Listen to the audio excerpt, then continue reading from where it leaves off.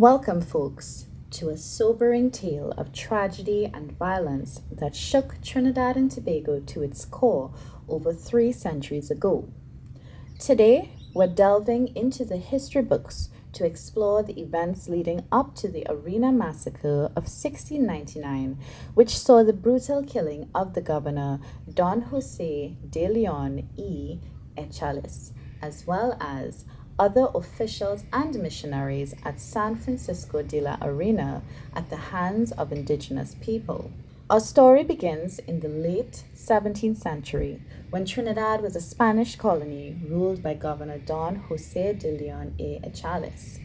The Spanish had established a presence on the island since the 16th century, but had failed to fully subdue the indigenous population who were fiercely resistant to their rule. The Spanish relied on missionaries to convert the indigenous people to Christianity and exert their influence.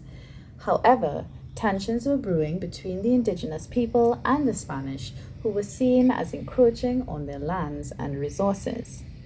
In 1699, a group of indigenous people, led by a man named Mucurapo, plotted to attack the Spanish authorities. December 1st, 1699, the indigenous people carried out their plan and launched a surprise attack on San Francisco de la Arena, killing Governor Don Jose de Leon y Echales and several other officials and missionaries.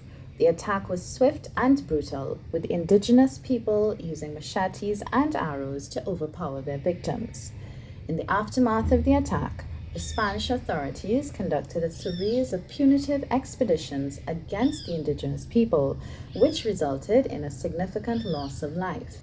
The missionaries who survived the massacre were taken to safety, and the church where they were killed was abandoned.